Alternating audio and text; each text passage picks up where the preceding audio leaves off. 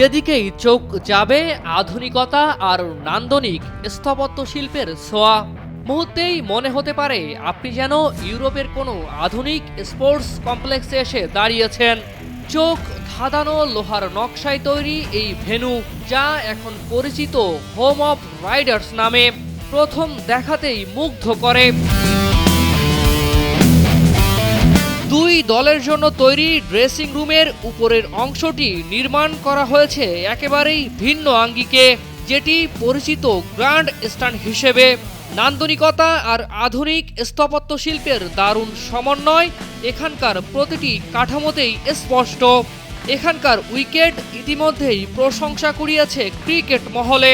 BPL এর প্রস্তুতির অংশ হিসেবে এই মাঠেই প্রস্তুতি ম্যাচ খেলেছে রংপুর রাইডার্স ও রাজশাহী ওয়ারিয়র্স।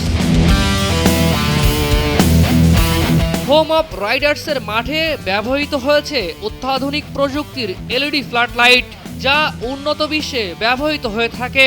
ফ্ল্যাট লাইটের জন্য তৈরি বিশেষ স্তম্ভগুলো এমনভাবে নকশা করা যাতে খুব সহজেই যুক্ত করা যাবে স্পাইডার ক্যামেরা, যা ব্রডকাস্টিংয়ের জন্য এক বিশাল সুবিধা।